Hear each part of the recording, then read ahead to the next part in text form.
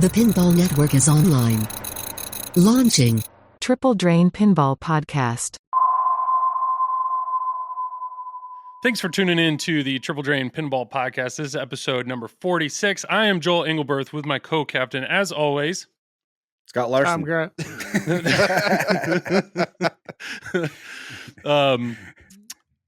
Okay, do our intro now. No? Yeah. Go for it. You got it? Josh is like, Oh, what? you? Oh, sorry. Yeah, you do ours. Yeah.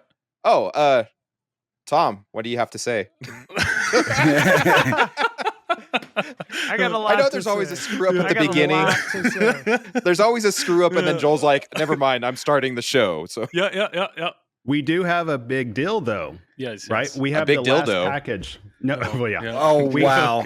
We have the last package from Spooky. Big package. Big package. Yeah. Okay. Okay. Yes. They sent us a package, and it clearly stated, do not open it until after they release the game. So all the content creators got all these packages. We got ours too. We had to wait till the podcast, but we got it. Mm-hmm. I'm excited.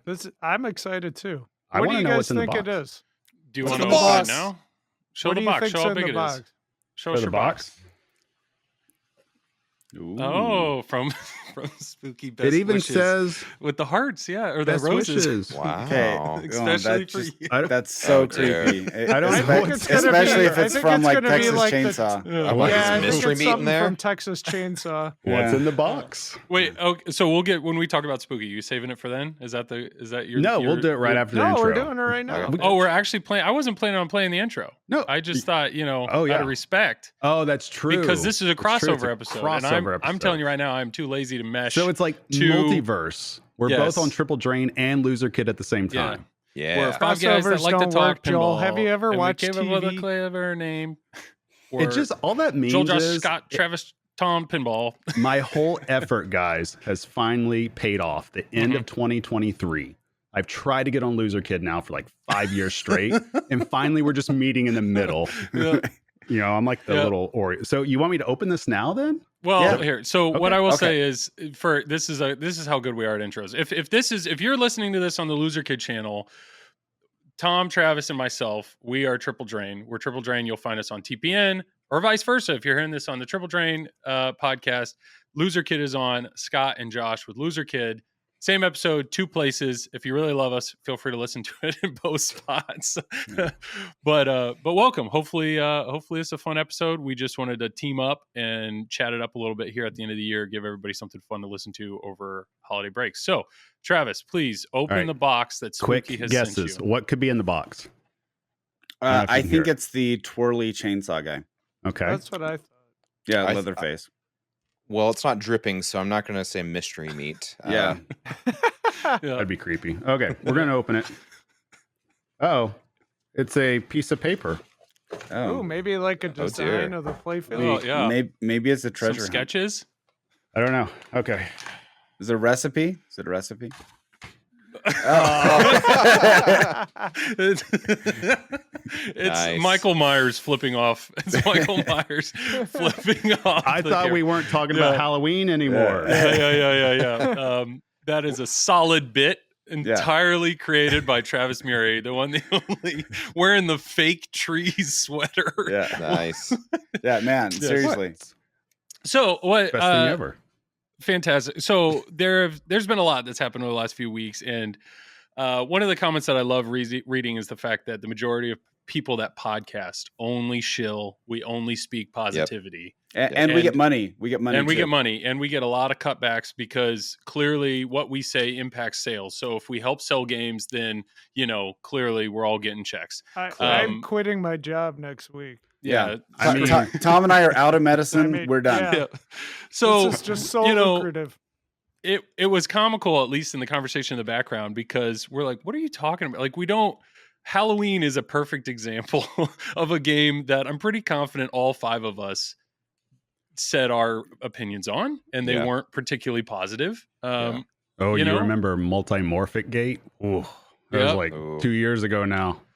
talking about that, American Pinball has kind of been GTF. We were all hyped on GTF, and now we're kind of when we talked about Texas afterwards, Texas, we're like, hey, how was that tank? How was that tank on everybody? Well, not only that, look at Expo. Like Expo, we walked away from that. I haven't heard a positive thing about Turner Pinball or about Pinball Adventures or like. I don't know how we're shilling for them. It's the eye of the beholder. What about Stern? The messaging that goes out. I haven't said very positive things about Venom. Oh, I heard Venom is just flying off the shelves thanks to us pinball podcasters. Okay, so that's why we haven't got our checks because we're not. Because Venom hasn't. You four bozos need to help me sell more Venoms. That's what it is. Yeah, I mean, I'm such a shill that they took clips of my stream. Stern took clips of my stream and used it as marketing material. Right. Yeah. Did I get a check? No. I'm not getting anything. Hey, Travis's translate wasn't even signed. Yeah. Oh, we're already going there. Yeah. Well, so for the listeners, I don't know if you guys remember this on All Access for Stern. This happened like 2.5 years ago, March of 2021. They put it out, the Iron Maiden Pro Translite signed by, I guess, Elwin and the team, right, Scott? Yep. So I'm not memory holding this. Like, no. And I still have it unopened. So I was surprised when I heard that Travis opened his and found nothing. I was like, it's just the translate. I'm looking, I'm like, where the F is Keith's like? It was just Michael Myers flipping you off. That's really what came in. It was Keith Elwin. It was Keith Elwin with an Iron Maiden hat flipping you off. Yeah. Oh my God. Yeah. So I paid over, God knows how much that was at the time, $100+. Yeah, it wasn't too crazy, but it was. You were paying a premium. It was supposed to be for the game room. Yeah. So I've had it in the tube for 2.5 years, and I was waiting until I got settled in. I was going to put it up. I was all excited, and it's not there. I'm just what has happened here? We should probably try to see if Josh and Scott can get it signed by Keith, because I'm pretty confident after our last episode, Keith might just be done. He might be done with us. He might be done with Triple Drain Pinball. I know you guys are listening. Please help me get my translate signed by the team. I paid for it. That's actually why we're doing a double crossover. Yeah, exactly. We're like, we really, you know what, Travis, I will sign your Iron Maiden. Thank you. I appreciate it. Another random side note here. Last episode of Triple Drain was a malfunctioning mess in regards to Travis, which is a normal episode, but it was extremely it was a whole nother level. And honestly, the silver lining of that is Tom shined. Tom Graf was on his A+ game. He crushed it. Him and Keith could have they were just hitting it off. Well, I mean, what people don't realize, Joel, because I didn't realize none of my video came through at the end, that I was sitting there the whole entire backside of the episode. Like, no, I was on the screen with them. They just couldn't hear me because I was so delayed, but I was there. And so instead it's just a static image. It's just perfect. It was good. Hey, Joel, I did everything I could. The bus was just you waving to us. Yeah. Hey, so I was on the roof. I went down the street. I went to the garage. I went to the porch. The only thing Travis saw was at the end of the porthole, them looking down saying it rubs the lotion on the skin. Gets the hose. I say the reason your guys' numbers are so high, it's because Travis has become a betting game. I don't know if you know this in the background. We've got a pool going. So the people at 5 minutes or less with El Gato No Signal, you're already out. That's a pretty big chunk of people leaving or getting knocked out in the first 5 minutes. 10 minutes is coming up, so we'll see what happens. He said he might have finally installed the utility he needs. I think I did it correct. Ooh, so nice. We will know within the next 20 minutes. It's 30 minutes. Right at 30 minutes is when it shuts out. Okay. So, but hey, okay. Well, enough of the backstory of this mess. Let's talk about another mess. Good transition, nice Travis. Transition. Look at that. TWIPYs. It's we were recording this on Friday morning. Will with the TWIPYs just put out a statement that essentially there will not be a live show at TPF. So there is no live ceremony for TWIPYs at TPF. I think the plan is they're still going to do it. It's still going to be online voting. I think that voting opens next week. There's still online voting. Now, how they're going to share those results, whether or not it's a filmed segment or maybe a live table read stream, kind of like what Zach and Greg did the first 2 years of the TWIPYs, don't know. We'll have to wait and see on that. And then Well, we'll just start with that. So thoughts. Can thoughts? Go ahead, I wanted to give a quick thought on this because I want to preface this too. I don't know why this really hasn't been discussed. I did get permission to talk about this, and you guys know about this in the background. So originally, before everything was shut down, there were, I think this is what fed into the decision as well. There was a private message sent to the TWIP committee, or TWIPY, because TWIP and TWIPY are very much separate reading this thing. But there was a message from a private chat about a plan to have Chris win the award. Like they were going to strive to have Chris, we're talking about Canadians Pinball Podcast, Chris to win the award and make sure that Colin handed him the award kind of as like, I'm rubbing it in your face. And then one of his followers had said, be careful.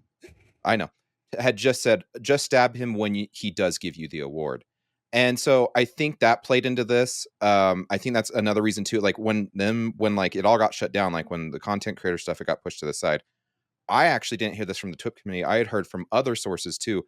There was then a plan to hurt Colin coming up. And so I think this was part of the reason where they're like, you know what, we're just not going to do a live show and we're just going to record this because it's getting out of control. And that's personally me. If you haven't listened to the Eclectic Glamours podcast, their last episode, it perfectly articulated all of this. I know that they knew about this in the background. They were trying to dance around it without releasing this information. But like I said, I did get permission to talk about this. And so I don't know. I think this is why we're pulling the plug. It's not because of a particular podcaster or whatnot. It's because there's some crazies out there. And I have kids. I wouldn't want to go to one of these award shows and not come home to my kids. Yeah.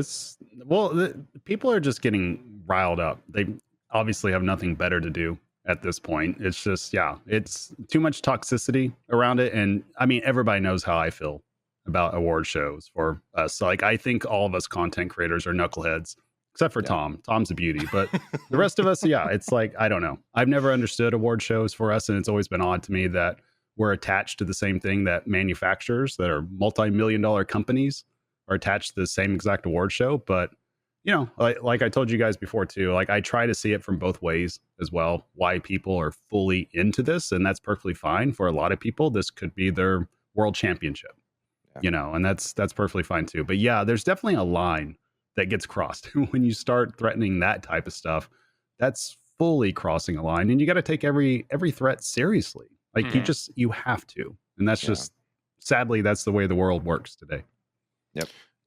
Yeah, no, I think the last thing that TPF wants, the TWIPYs want, really anybody in pinball wants, is an award show where you're trying to celebrate the good or the exciting, the great in pinball, the best of the best in pinball, that somehow results in violence or aggression or some sort of protest or whatever. Like, well, it's not even that. It's on top of that. It's that the drama outside of it exceeds like the actual award show. Oh, yeah. You know what I mean? It's so niche down too. There's only a small percentage of us that are even aware of the show. There's even a smaller percentage of us that even care about the show. They even want to go. You know what I mean? It's niche down so much. So it's like, why go through that headache? Because it's not easy putting on the shows either. You know what I mean? Like it takes a lot of effort to do that. So it's kind of just weighing your return. Well, the nice part is your return on your time. TWIPY's actually posted all their results for years now, and they switched from actually how many votes were being published to a percentage thing. But the last time they published votes, there was a total of 2,800 votes for the biggest category. And that's total. I mean, that's that's small in pinball. I just giving you a snapshot onto sales. The vast majority of people who buy pinball machines or play pinball machines have no idea that this like niche content creator stuff is even possible. Yeah. And so like they don't know. A lot of them just buy stuff and just think about it this way. How many of you, I'll just pick out a random band. How many of you know Def Leppard or know their songs? Okay. Yeah. Everybody, right? Okay. How many of you are members of their fan club and get emails and updates about what the band's doing right now? I don't very know. small, right? And so No. just think about that in percentage of how many people actually are playing pinball or associated with pinball versus even invested in. I don't want to undermine, because I think it is valuable to say, hey, we recognize in this niche that there is a winner and there's someone who is putting out stuff that is helping the industry or helping our entertainment value. But you need to take that with perspective. Well, and just to put it into perspective too, we were talking about this behind the scenes. The active IFPA players right now, so this is if you've played one tournament in the last 3 years, is 42,500. That's just tournament players. Yeah. And then if you take combined Stern, American Pinball, Spooky Pinball, CGC, all their followers, they have over 1 million followers combined. So really 2,800 votes is kind of a drop in the bucket. It's kind of it's hard to put best content creator label on it when you're getting such a small snapshot of who's actually voting, in my opinion. Okay, well, that's true. I don't want to undermine the award either, because I just think it needs to be taken underplay it, or right. I don't want to say it. It doesn't matter at all, because it obviously matters to some and some more than others. However, to just keep it in, I said this before in the background, that pickup basketball game where a few people are way more aggressive than they probably should be. Yeah. And where there's a broken nose or an elbow or threats of burning their house down, or, just whatever. That's why I put Travis on our team when we do those games. Right. Team Travis. But you just need to remember what this is, why it's there, and also social limits on, there's a reason, like Josh says and Travis says, there's a reason why people threat online, and whether or not that is intentional, you have no context, you have no information on how sincere this person is, if they are joking, if they are bonkers. And so you have to realize we need to be at least aware that this is going on. And if you don't think that actually plays into the psyche of the organizers and the peace of mind and the entertainment value, then you're crazy. Well, I mean, let's go to the most sane person here. Tom, can you wrap this up, or what are your overall thoughts? I mean, you're ranked real high in the IFPA. I mean, if you want to speak for all of them, well, this doesn't have anything to do with the IFPA. Yeah, this is not tournament. Yeah, TWIPY is not tournament pinball. And Travis is ranked higher than me, anyways. But I honestly don't think it was a good idea that they got rid of the nominations. Okay. I mean, me personally, sorry, my eyes are on my dog right now. But obviously it's caused a lot of drama in the hobby, and it's escalating, and now the TWIPYs are gone from TPF. So now you're going to watch a show that's not live. So unfortunately, some people are really concerned about a plastic trophy. Mm-hmm. I mean, and it's got wood let's too. be honest, it's a plastic trophy. The same people have won it for the last 7 years. Yeah. Let's move 6. on.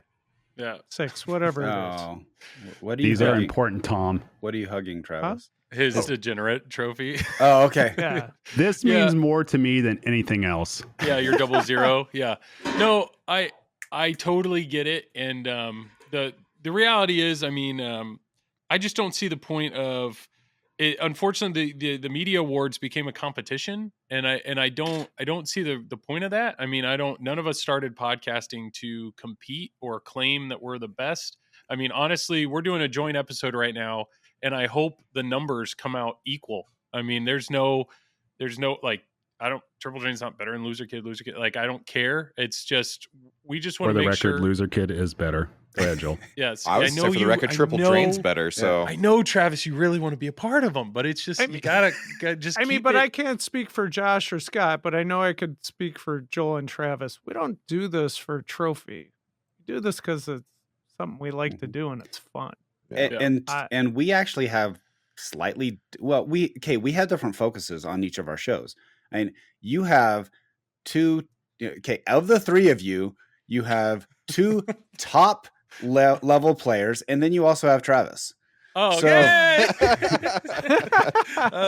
Got him. Okay. Got him. Yeah. Bang, bazinga. Okay. Yeah. But Josh and I, we tend to be more of the fan side. We tend to get interviews. We tend to talk about things that are not the weekly things going on in pinball. We try to take a topic and talk about it. And so we have different approaches, but we legitimately, I think we probably have one of the most active text threads that I'm associated with, because we are talking all the time because we're friends.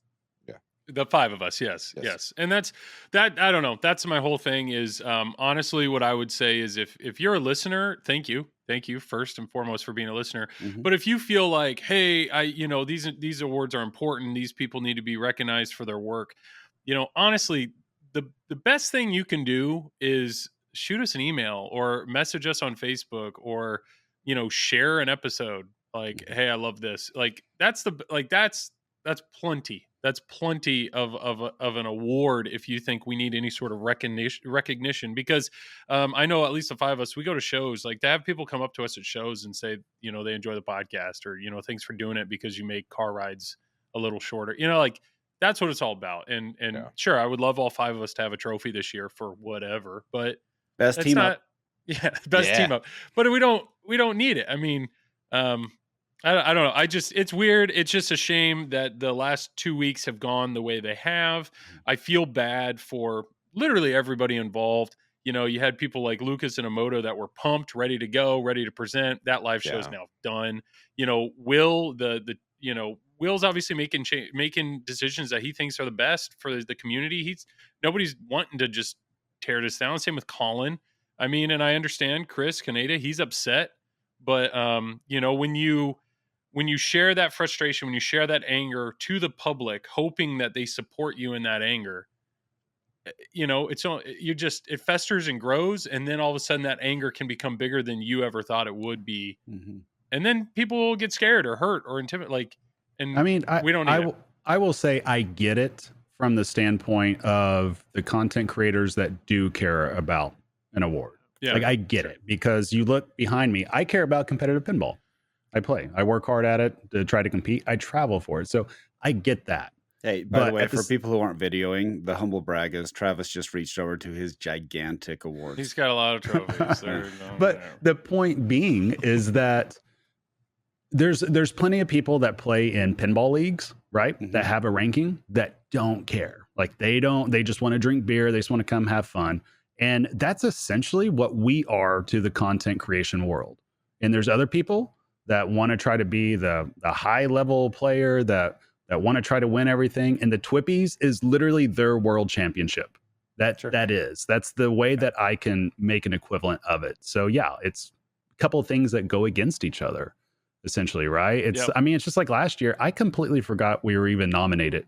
And then Joel, you had to come to the tournament room to remind me we were even presenting. Yeah. And you weren't there. Well, yeah, exactly. Yeah. It's like because he was competing for another trophy, right? Yeah, exactly. His focus, which he thought he could win that one, and Carl messed it up for me. Okay, thanks, Carl. But that's the point, Carl. Though. We all enjoy what we enjoy, and we enjoy it for the reasons that we do. So I definitely don't want to take that away, just because some of us here, or maybe all of us, don't give a shit really about something else. Somebody else may. So I get that part. It's just, to me, there's just better ways to go about it. And I think what's come out is that a lot of people they basically make it to where it's about celebrating the hobby, right? It's about celebrating the content creator. So if you're going to do that, I think that the way that they're doing it now is probably the best way to go about it. The only other way you could possibly do it when it comes to nominees and everything is make it a peer nomination. Only your peers that are within that category can nominate, like the top 5, and then let the fans vote or something like that, or let the public vote. I think that that's an easier way to do it, because then you end up making it to where it doesn't just come down to popularity, and it is what a fan vote is, but let's face facts. It's so niche that if you're playing the infinite game in content creation, you've been around for 8 to 10 years, you should be winning everything over somebody else that doesn't have the same resources. Or if somebody decides to spend $5,000 to $10,000 on marketing, you should win the little plastic trophy, even if you've only been around for 6 months. Yeah. Like, that's just the reality of it. It's about how you mobilize people. Well, and what to bring that to a point too is like even a couple years back when Super Awesome Pinball Show started to start marketing, they use their sponsorships, start sending out emails to say, hey, vote for us and stuff like that. People shouted it down because they felt like it wasn't truly winning the award. You were using resources. So there's been invisible barriers and lines put up around this. Like, it's a very dramatic thing, and it's just kind of stupid. Mm-hmm. And it does come down to what you're all saying. What are you in content creation for? Are you in it for a trophy? Or are you in it to further in the industry? Or are you in it just so your voice can be heard? Why are you doing this? I will give a little plug though. At the end of the day, we do support what Colin and Will are doing because there are more positives than negatives, and we would encourage you to go and vote your opinion when voting opens on, I think, the 16th, right? 18th, Monday. 18th, so Monday.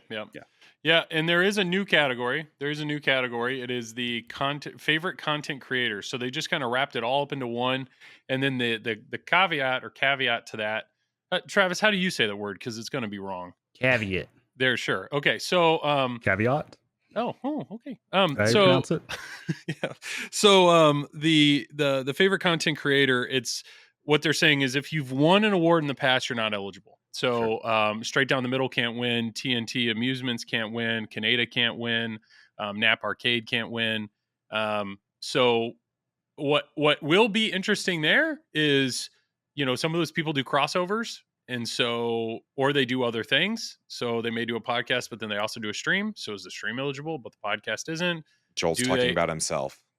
Well, so Canada does Facebook Lives. Could his live win? Let the categories be their own thing. Yeah. Like if you do a different show, that's a different show. The pinball show, could he win? It's like, so I'm very curious to see how that pans out.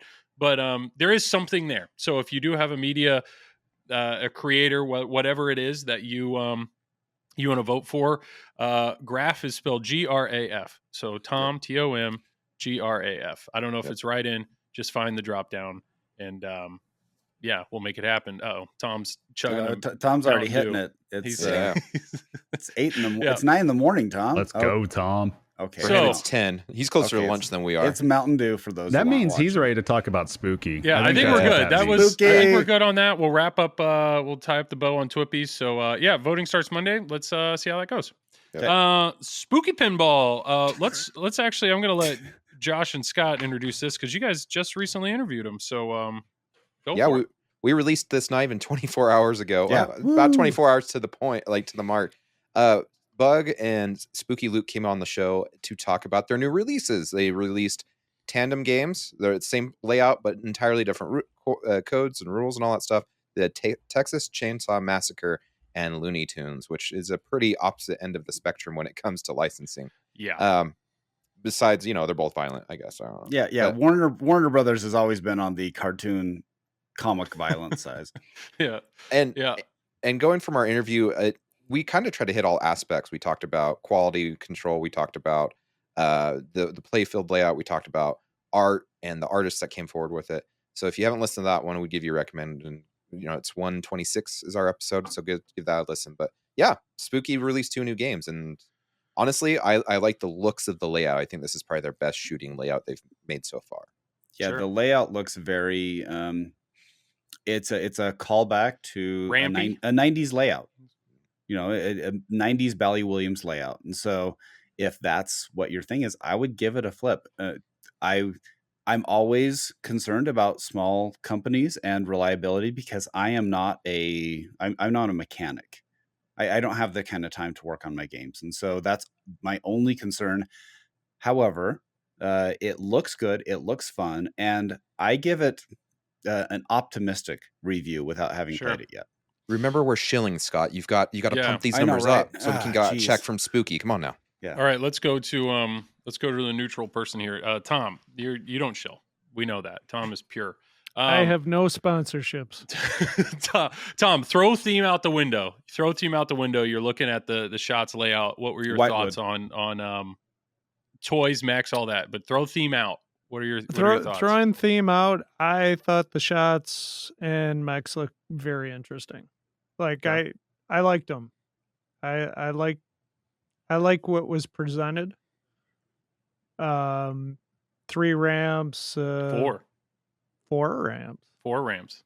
Well, I guess I should look at the stuff before I talk. 4. Isn't it 4 ramps? The 4 horsemen. Is it? I thought it was how many ramps do you think it is, Joel? I thought it was 4. I know there's 4 wire forms, 4 flippers. It's 4. I will be the voice of reason. It's 4. Go ahead, Tom. Okay. Oh, we're in trouble. Sorry, Spooky. Thank you, referee. I have a lot going on in my life right now. Sorry. So many women. So little time.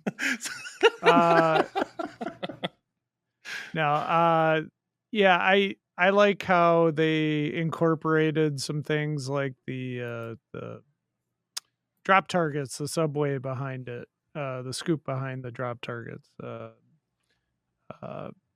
What I didn't like was like the shot goes like right into it from what I saw from the stream. So I thought that was kind of weird.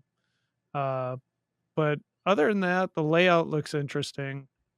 I got to play it though to really get a feel for it. I did not buy one, Joel, because I know you're going to ask me. No, I wasn't. No, I will agree with a lot of that. I would say what when we saw Halloween and you see the elevators, it's like, okay, what's that going to be about? Like you see that, like, how's that going to feel? Or you see Spooky, you see that huge upper play field. You're like, right. Okay, that could be same with the bookcase kind of flipper. It's like that could be really cool, or it could suck. Like, there was these big question marks. Watching this reveal, I didn't have that. It's like, okay, there's no mech here that I see concerning. It's more of I'm excited to give this a shot. Tom has another thought. I can see. Let's do a comparison. Let's compare this layout to Venom. What are your thoughts? There's more. There's a lot more. I mean, well, Travis needs to sell Venom. So Travis, you go first. What you compare the two? Sorry, remember I don't have any. You want me to compare the two? So I will say this. If I was looking, like, just to answer how Tom got to answer, if I was looking at this as a whitewood, I would be excited to flip it. And I think that's why I told you guys too, like, this is a dynamic layout that looks interesting. Like it looks so much better than what they put out before, because you see, it's almost like you took Twilight Zone, you took Shadow, you took a little bit of Elwyn, and you just put it all together. You definitely see elements of all 3 of those games in this. So it's just, I think it just further shows that these are just the more interesting layouts. But at the same time, we do have to accept that when you get more mechs and you make things a little bit more intricate, it does cause issues potentially in the future. So that'll be interesting to see how the games hold up, especially on location or anywhere else. But I like where this is going. It looks interesting, and I'll say straight up, this play field and this design looks way more interesting than what Venom is. And that's just because, to me, when I look at this play field, I don't think the game's going to play easy at all. Like, I'm excited as somebody that wants a challenge. I'm excited to play the game for that reason. With Venom, you get a fan layout. Fan layouts are not difficult to play. They're just not. They're very casual friendly. You get it's very much flow based. I mean, that's an overused term in pinball at this point, but the shots are just easy. It's where you expect them to be. So something like this, that's a little bit more dynamic, that you got the left ramp closer. You got 2 right ramps that are, a little bit further back. You got shots in the back. You have a loop up top. Yeah. And that's not going to be easy just to do all the time. I mean, sure, in promo videos and stuff like that, you see it going over and over again, but a lot of that depends on the player. It depends on the setup. It depends on a lot of things. So yeah, when I see this, I don't see an easy playing pin. And I think you can kind of tell with the code too, with the way it was. I was kind of lost on the rules. Yeah. Like, it's like they went fairly deep, but you could tell that they had ball saves in very certain areas, out of the scoop, out of the captive ball, and out of the door. Those 3 things. So they've somehow acknowledged that, hey, the ball could become chaotic and drain. They don't want you to end up, losing your ball quickly either. So I don't know. I'm interested to see it. It's almost like, I wonder if, so I told you guys before, like the Texas Chainsaw Massacre, it doesn't do anything for me for a theme. Looney Tunes, I think that's a much better theme to go. And it's interesting how spooky is either a horror theme or they're cartoons. Drastic. Like there's no in between anymore. Yeah. That's what they are at this point. And it's clear that, I don't know, I think the cartoon way to go, it's just much better overall, in my opinion. Like I get why they do the horror thing. They got to stick with spooky, but I don't know. It's just niching down so much. It can still be done well, but I'm also curious how this type of layout under Looney Tunes, like how are families going to adjust to that? Because I don't think little Billy's not getting on this pin and ripping shots. It's not going to happen. It's not as easy as Scooby-Doo, right? There's no way. I guarantee this is probably their most difficult playing pin since TNA. I look at this, I think it'll be more difficult than even Rick and Morty. Because, the game's designed for you to go horizontal a lot. Yeah. And that's what happens. If you go horizontal, you're out of control. Find out lanes. Yep. And those are difficult to hit. A few small thoughts I had was, when you have a layout, when you have a theme like Looney Tunes, you would want it to be kid friendly. And that's Turtles. Turtles got ripped to shreds for that. That it's like you took a kid's theme and you made a brutal pin. You made The Walking Dead. Yeah. So that's fine. But I think it was one of us that interviewed Keith, and Keith was talking about his frustration with safe shots, his frustration that there's this need for all games have to be coded for this crazy depth. So if a game's crazy deep, then the layout has to be safe enough for you to be able to experience that depth. If you make a brutal pin, people are pissed. And so a lot of that involves shots that return to the flippers in some sort of safe manner. Right. And that's the one thing that stood out to me on this game is there's 4 flippers, but every ramp feeds a flipper. So as long as you hit a ramp, it's a safe shot. You are feeding a flipper in it's a safe return. Safe return. Okay. So most ramps really are safe returns, though. How many ramps do you know that puts that? You got to see Joel play. He'll bust that myth really fast. So one is this game right here behind me, Elton John. Okay. Elton John, that left ramp, that return does not feed the left flipper. It just the wire form just stops halfway and the ball just rolls towards the left. Like a high speed return. Exactly. Like so it's, to me, it's like, I like it because it's somewhat safe. Okay. But that's uncommon. Star Wars Episode 1 too. Yeah. Jeez. No, I was not expecting that hate. That is uncommon for sure. But no, this is that I like the feedback here because I think, good on them for removing the upper play field and actually having a game that looks, I'm not saying it in an insulting way, but it's clearly a game that people want to shoot. There's a lot of shots here, seeing how it flows together, watching Bugs stream it.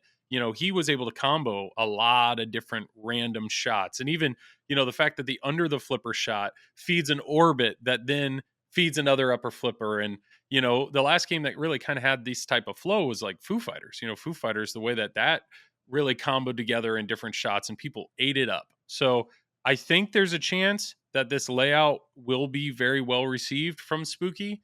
But now it comes down to the code. And the code, what's really interesting there is completely different code teams, completely different code packages. So, if Texas Pinball Texas Chainsaw Massacre ends up being too grotesque for you. Right. Well, is the spooky, I wonder if the spooky code will be family friendly, if it'll be a lot more approachable, a lot more, easy to get into modes or achieve whatever. Family friendly mode on Texas Chainsaw Massacre. Is there an adult? Can I turn off adult content? Yeah. It's just a black screen. Yeah. And just has screen credits rolling. Blanket over the game. And the GI just goes pure white. There's no more red. And it's, I don't know. Josh, what are your thoughts? I think you guys are all spot on. I don't know. I agree that we're just doing spooky and cartoon themes over and over, but really that's kind of their niche, and no one else is going for it. So I mean, if that's and they your should, lane, by the way, they should be going for that. Like, stop just doing dad rock pins. Like, you can do stuff like this. But the reality is, Tom, too, what's Tom going to buy? I don't. Spooky is one of the consistent top players in the industry. Rather, even if you're looking at their numbers and they're not as high as what you think other manufacturers are, I mean, they're more consistently. I mean, the Scooby-Doo came out this time last year. Mm-hmm. I mean, I don't see CGC's not releasing a game once a year, and Americans having a tough time. I mean, you got to give them props to be consistent within their threshold of what they're doing too. So, okay, watching the layout, by the way, I just have I have it on loop playing behind me. I'm gonna say it, and I think that you will agree with me. If you look at the way the dynamics work, it actually really reminds me of Simpsons Pinball Party. Like the shot locations are very similar, and Simpsons isn't an easy game. It's super deep, but it's still consistently one of the games that everybody who comes over to my house, they always start it. So that seems to bode really well, and they seem to have fun doing it. The shots are more challenging, but it doesn't seem to be as much of a drain monster as some other ones. Yep, that could be it. Do you think some of it is theme also? Because they see Simpsons? Yeah. Like if you get a non-pinball person, they see it, like they can identify 100%. You know what I mean? I've always said theme is king. Like weren't you saying that, hey, there's been an uptake in interest in Led Zeppelin, and we know it's not the layout. Those go like hotcakes. Yeah, and it's not the layout. When Stern did the closeout and I saw everybody else closing out, I was like, oh, this is going to be a mistake. And yeah, they're selling like crazy for Christmas, and no more is going to be produced. But it's like anything else. Somebody discovers pinball. Yeah, it's the first time that they've seen the themes. It's not like they've seen it for 3 or 4 years. So if you're a big fan of Monopoly, there is a game for you. Yep. But that's why I do wonder, though, like what this layout would have been under different circumstances away from the themes that they're using. You know what I mean? Because they've been using Warner Brothers themes, right? It seems like that they're going down that path. Yeah. So what's the major cartoon that's associated with Warner Brothers that was all part of our childhood? You guys got to think a little bit deep, but I think this would be Batman, a big theme for There you go. Batman the Animated Series. I'd say Johnny Bravo. Okay, that's Cartoon Network. That was in college. Batman the Animated Series. That would be awesome. Imagine if Looney Tunes was that instead. Yeah. They would have sold 2,000 plus of those easily. Like, I don't know if that theme's easy to get. I have no idea how it works, but that, to me, that's the cartoon that's staring everybody straight in the face, that everybody identifies with, that everybody knows the characters already. But it's still relevant today. Do you think we're getting superhero fatigue though? I mean, look at Venom, or is Venom just like its own? Nobody cares about Venom's a C-list. Like, Sorry, Howdy. I mean, Batman's up here. Venom is somewhere here. Keep lowering. You talk superheroes in general. It's like you're basically like Batman, Spider-Man, Superman. Like they're all right there at the top. And I know Travis's view on somebody needs to make a new Spider-Man. The multiverse. Absolutely. The multiverse. Oh, that would have been so good. I agree. But to me, people have asked me that. Any content creator, it's what would be your dream team? And the answer was Turtles. But now that Turtles has happened, Batman the Animated Series. Batman the Animated Series, right there at the top. Tom's got his Rush. Tom could stop with pinball. He's good. Scott, you got Rush. You guys are good. Check the box. I got Rush and Iron Maiden, like the two bands of my childhood. Yeah, you're good to go. Travis's dream. What's your dream team? Like Dirt? I mean, I pretty much got them all. I think what's Travis, intriguing. Okay, but be honest. Barbara Streisand, yes, no. Yentl, the pin. Is that? If it's the South Park version, I'm all in. South Park. That's right. That makes sense. Make a Streisand. No, it's a good point. It's a really good point. And Spooky's done a really good job with licensing. So I mean, they know that they're not making original themes. They know day one it's going to be the license that helps sell their pins. And honestly, I think I haven't heard specifics or whatnot. I would be very curious. There's 888 Texas Chainsaw Massacres and 888 Looney Tunes. If I had to guess, I bet it's like 2-1 like Looney Tunes to Texas, if not even more than that. That would be my guess. They said it was pretty close when we talked to him, and I know this is a few days ago. It said that I think Looney Tunes just barely was ahead. Do I remember that correctly, Josh? Yeah. Yep. 2 days ago when we recorded. Yep. Yeah. And so they actually, I think they nailed being able to say, hey, we got the ultra horror theme for our hardcore fans, but we also have this thing. And really, Bugs Bunny is a great theme. And maybe it's a little older than your generation because you guys grew up on something else. But my generation, that is like when you're 50, you're pushing that 50-year-old category. Bugs Bunny was king. They were by far the best cartoons out there for my generation, unless you get into like the 80s with like Thundercats and G.I. Joe and whatever. I would say my last thought, at least on Spooky, is I think it's smart that they do the double play field. From a part standpoint and everything like that. The problem is, in my opinion, it's always somewhat obvious which game they prioritized. So in this instance, it's clear they designed everything for Texas Chainsaw Massacre. And the big standout for me was the meat grinder. The meat grinder is a brilliant mech for Texas Chainsaw Massacre. But then to just kind of reshell it and put it as a rocket ship, the way that screw is still built into the rocket ship, it bothers me. It probably shouldn't. It's a grinding but it does. rocket it's ship, like Joel. I'm like, that's not. And then people talk about Taz. Like, Taz needs to be faster than that. So could they have splurged and got a different motor? Like or buy the fast motor and then put a restrictor on it in some way for like, to me, I get it. Those are probably business decisions that I can't make. But that's my only thing that bothers me. I think they made a brilliant move to change the code and to change the inserts. Like, they are making them feel more individual pins, but I still feel they did a good job with the girl popping out of the fridge. Obviously, I'm glad it's not like Wile E. Coyote popping out of a box. They completely changed that mech. Josh and Scott can correct me if I'm wrong, but didn't they say on your guys' podcast that they pretty much designed these side by side? That's like what they didn't have one. At least that's what they're saying, right? That's what they said. So then so we got to go. Well, Joel, here's the point though. We got to go off what they say, right? Yeah. But here's the unique thing. Still though, you look at it. So let's say that they did that side by side, right, guys? Yep. And you look at it, it feels like Texas Chainsaw Massacre is very much all in on theme, assets, everything. You don't get that same feeling looking at the playfield for Looney Tunes. Like, I think and I agree with you, Joel, on that. That's why it feels like things or decisions were made based off what is Texas Chainsaw Massacre. Well, it's clearly that's the one they're more passionate about. Like, we've talked about this before, that pinball designers, Stern has turned down themes because they don't have a designer that's in love with it. Yeah.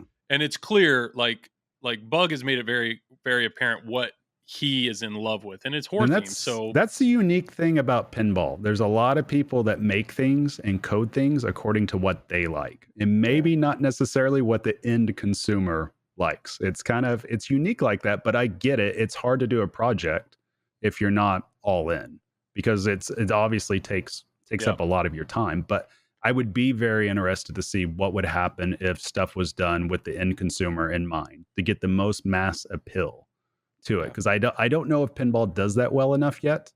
I'm not sure. I mean, each individual would have to answer for themselves why they code a game the way that they do. Why did they design a game the way that they do? Why did they come up with the ideas that they have?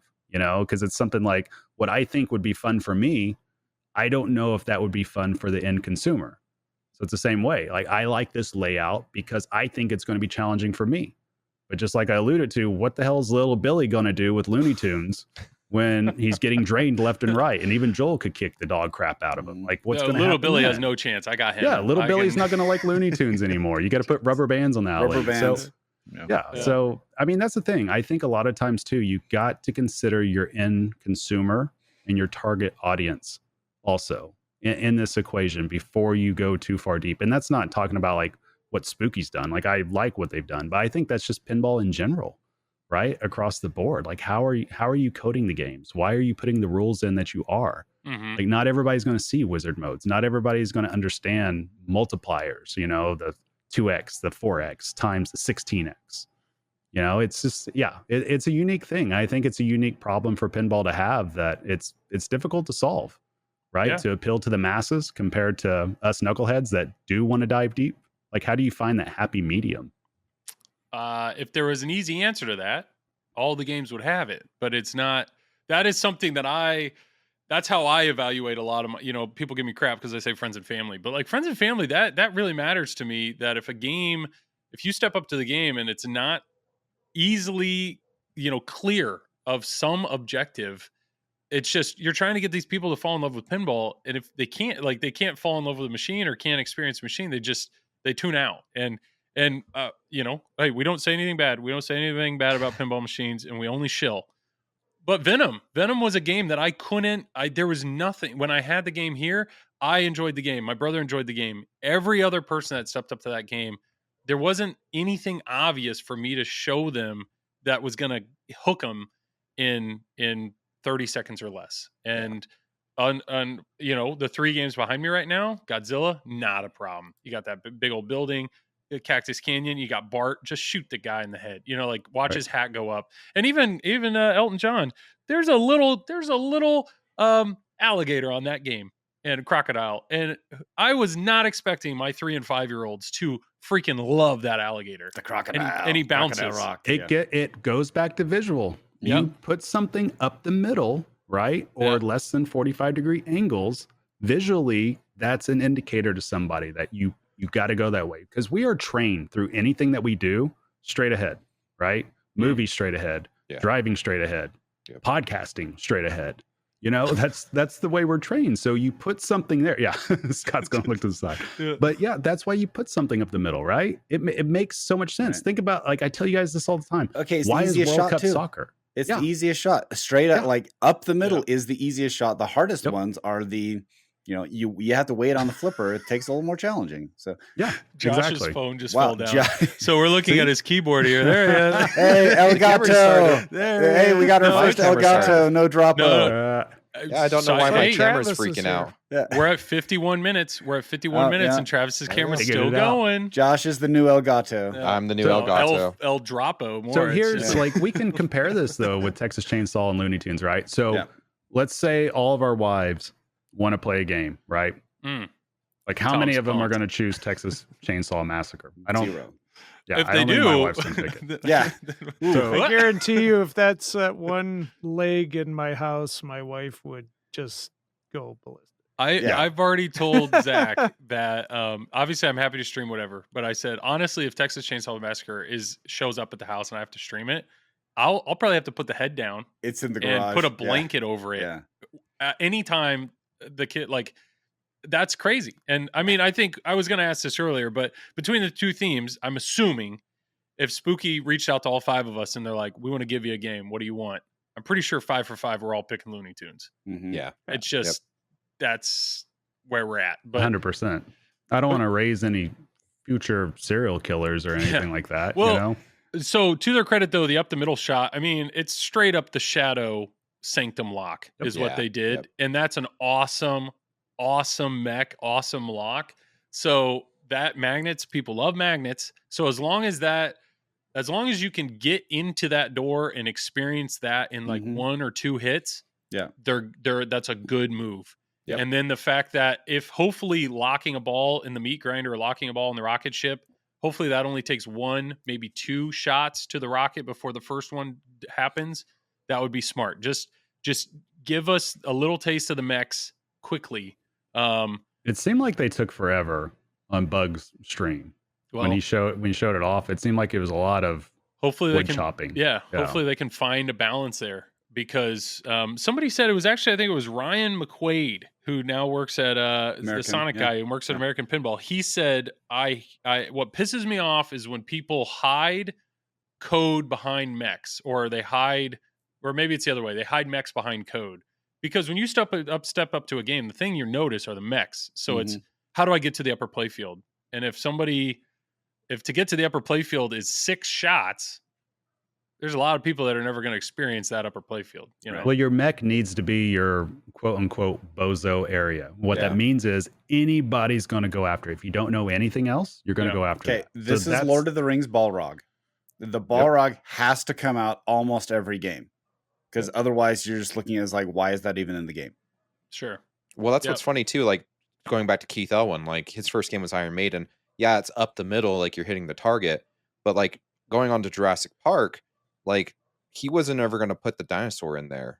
And then Gary walked him. He's like, no, you need to put something like that in there. You need the dinosaur, yeah. You need the dinosaur, and the moving dinosaur, like. Yep. And so Gary's thing has always been there's got to be some kind of mech. There's got to be something that draws to you. And it has to be easily accessible by code. I don't care if it gets buried in code, but like the first 3 shots or whatever have to be able to You should be able to mech. Activate the cool thing. Yeah, within the first 30 seconds to a minute.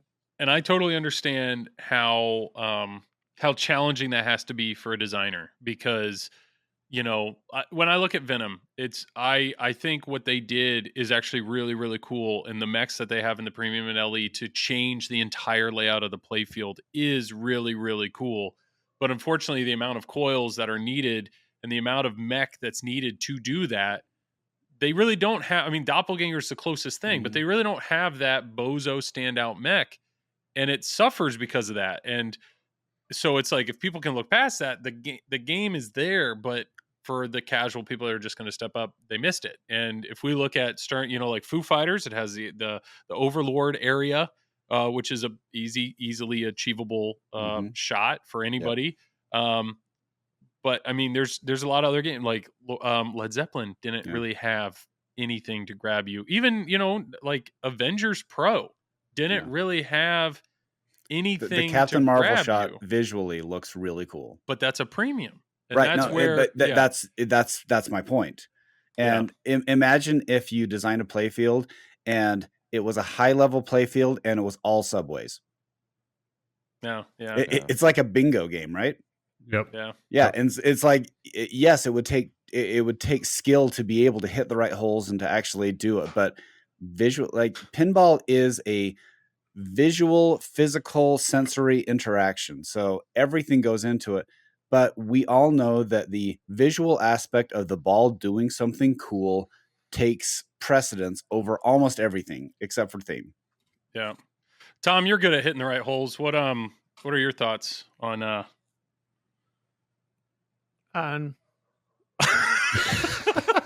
Meanwhile, on what we're talking about, on just layouts with mechs and trying to stuff like that. Like stuff to if you wrap it back to Spooky, I mean, stuff to draw anybody they step up to this game. What are they you guys have been talking about? I mean, Venom just doesn't do it, and Spooky kind of. I don't want to say hit a home run, but they hit a triple at least. Mm-hmm. I mean, if I'm comparing the two games and they're out at the same time, there's no question I would pick Looney Tunes over Venom. Yeah. Well, yeah, you definitely want to have a game that dangles just the carrot solely on like, layout. Yeah, that shows you. I mean, there's definitely been games that I've stepped up to, put a quarter in or whatever, go to dollar, go to play, and then it's like, crap, I never like Big Lebowski. It took me 2 or 3 games to experience the bowling alley, but that's it's like, what do I have to do? How do I qualify that? Like, that's what I need. That's what games need to draw you in. So I think Spooky, I'm excited for this layout. I'm excited for what they put in the game. We've seen gameplay on Texas Chainsaw Massacre. It is brutal and disgusting and crazy, but they crushed it. They crushed the theme. And we'll just have to, I don't know. I know I think people will enjoy it. If that's a dream theme for you, I think they've done a really good job. Ton of assets, ton of everything. Looney Tunes, we're still kind of a wait and see on that. A big part of that is Eric Pripke. He's the guy. He did Rick and Morty's code. He is currently doing Labyrinth's code. As somebody who's played a lot of Labyrinth, I really, really enjoyed the code on that game. So and then Rick and Morty's a brutal game. He's doing the whole code on Labyrinth? I think so, or leading it or something, but it's... At Phil Grimaldi? Phil Grimaldi's doing, was rules. Like, I don't think Phil's coding the game, but okay. Eric is the guy coding the game. So I'm just saying I really enjoyed Rick and Morty, even though it was brutal. I've really enjoyed Labyrinth. So I have faith that I will personally probably really enjoy Looney Tunes, depending on what type of, if Eric continues to do what he does. But that's definitely a wait and see situation. So yeah, I don't know. I would say, if you haven't heard the Loser Kid podcast, I haven't had a chance to listen to it. It came out yesterday.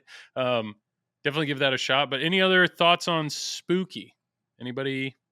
No. Let's move on to industry. No. My one last thought was they powder coated the ramps. Yeah, and I'm very curious to see powder how and that... clear coated. Okay, so okay, they actually did bring that up. They said powder and fine? clear coated, and they even said in their testing they haven't had any issues with that, and they did push their support. They said if there are issues, we'll send you out a new ramp. Yeah. Okay. And okay. So, good. So that was they did listen and address that concern. Wonderful. Okay. Anybody ever see problems with clear coat before? Never. Okay. Well, on wood, Tom. Okay. I'm just saying. You guys are like, it's a fix. It's good. At least they're aware of the criticism, and at least they have a plan if it fails. So here's on them. Tom. We only shill. Okay, that's right. Oh, I'm sorry. We're only positive. You know, I will say, as probably the only spooky owner here in the building. TNA's right there, baby. Right there. Whatever. That's right there. I got a game with actual ramps on it. Okay. Oh. So, Rick and Morty, like the playfield is immaculate. The clear coat is immaculate. I mean, it's probably the best clear coat in the industry by far. Unfortunately, I have one of the. So hopefully that translates over to the ramps. Yes, they. So the TNA I have is an early-ish run, and I actually have clear coat issues, but they've since solved that. So there's no such thing as a clear coat issue. None. You're just saying that, Joel. Not anymore. But I will say, as podcasters, right? We only shill. We speak positive. But if there is a problem, it's our responsibility to hold the industry accountable. Okay, because our voice matters. That's how it works. That's how we move the needle. Okay. Yes. Okay. Speaking of moving the needle, market. We wanted to just kind of do, and maybe before we get into the sales spot, I think an interesting question. We can go around the circle here. Because we have about a half hour. Tom has a shoot he's got to go to. His modeling. It's a photo shoot. Just it's taking off. You're going to visit your son, right, in college? I'm gonna go pick him up. Yeah, being a good dad. Say hi to Neil. Dad, feed me dinner. Yeah. So my question here is 2023. What was something within pinball that was like the biggest surprise to you, if that makes sense? Kind of quick thought. I got something. I would say I'll go ahead and go first. Okay. Honestly, yeah, go ahead. Jeez, Tom, settle down. Yeah, sorry to interrupt. Tom Graf is my biggest surprise. How just go ahead, Tom. No, go ahead, Joel. Yeah, I was going to say I'll have something better to say. My biggest surprise, honestly, is Elton John. Elton John, it's a tie between Elton John and Labyrinth, but Elton John was a game that I'm just being a shill. But no, that game, maybe my biggest surprise is what I underestimate is how incredible an art package can just draw you into a game. This was a theme I did not care about at all. And the moment I saw this game at Expo, it was like, holy crap. Like it just sucked you in visually of like, I want to experience this game.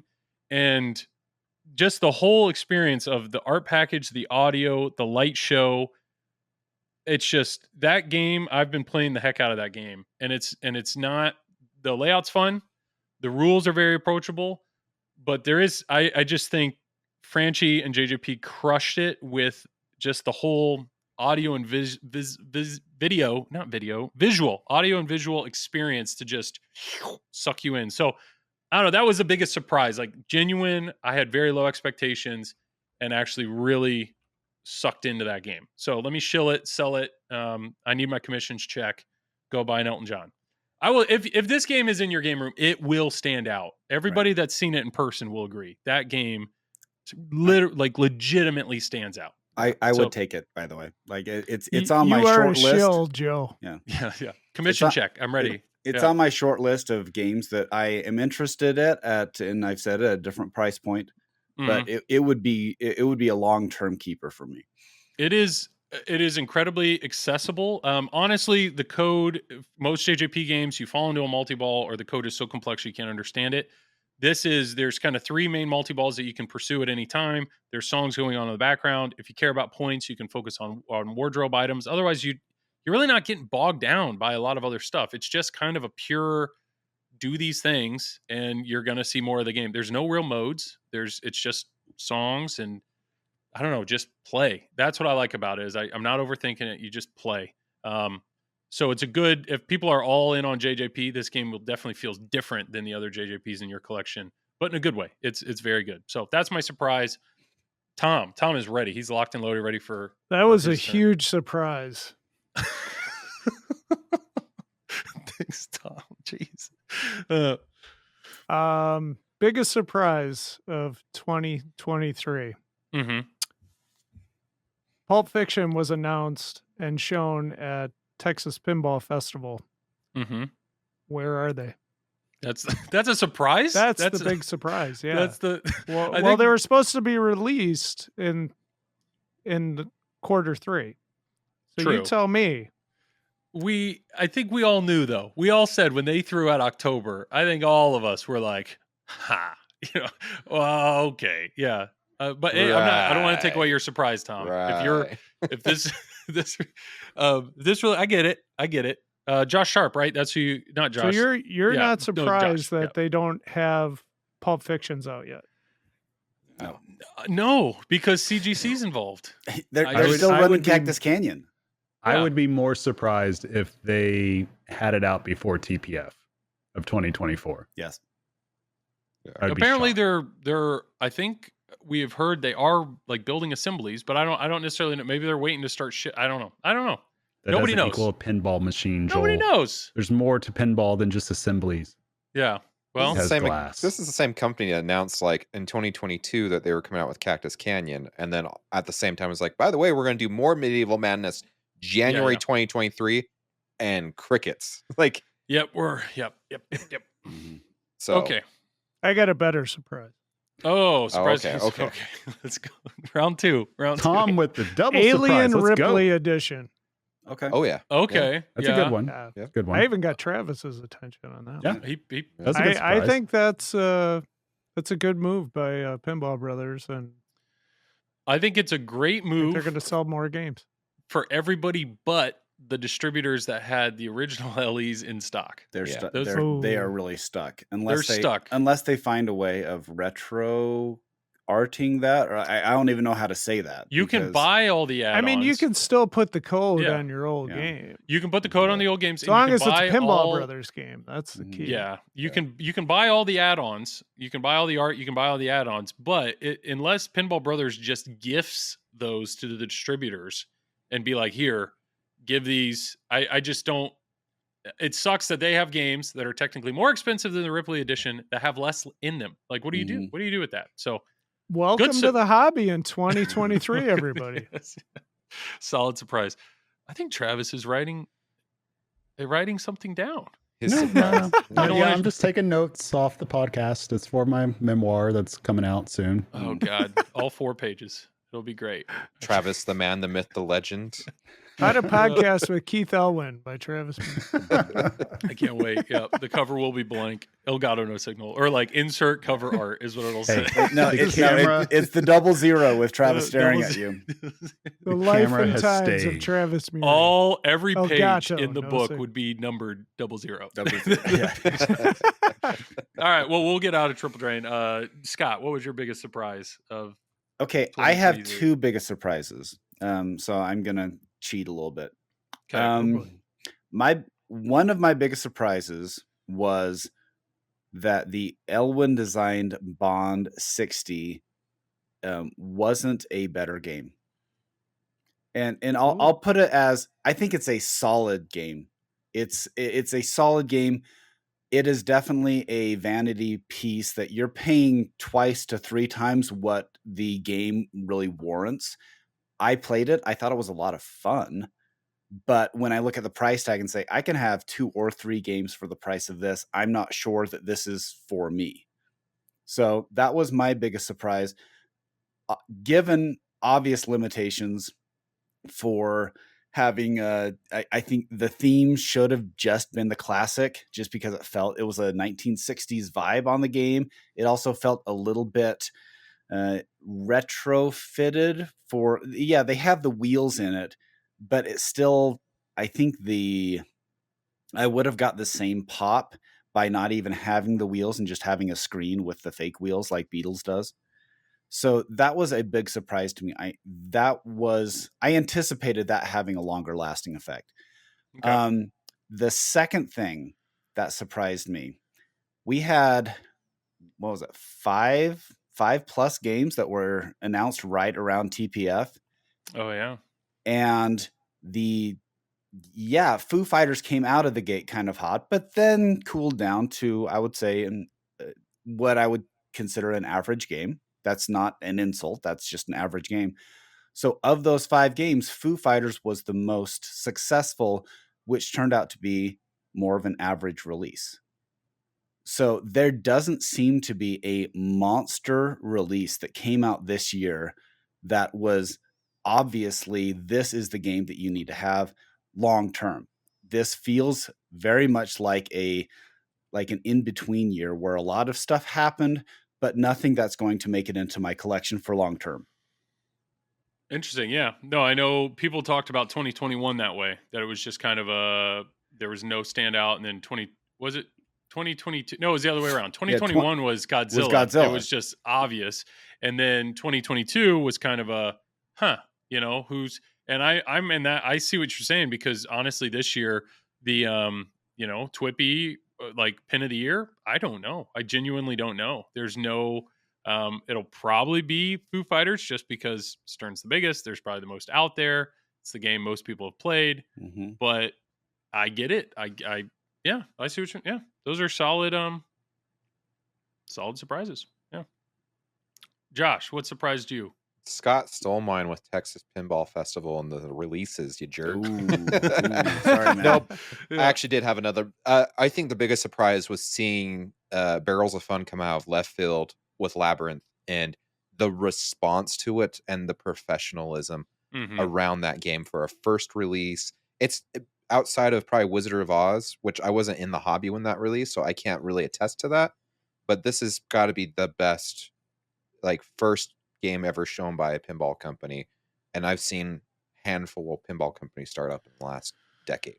Well, it's almost like a 2-part thing. It's Barrels of Fun is a really big surprise. The team that's there, the people that are involved, the way they've handled themselves, the communication, being, outside things, getting involved with, tested that YouTube video, a gazillion views, David Van Ness being super responsive on Pinside. It's just like that company coming out of nowhere.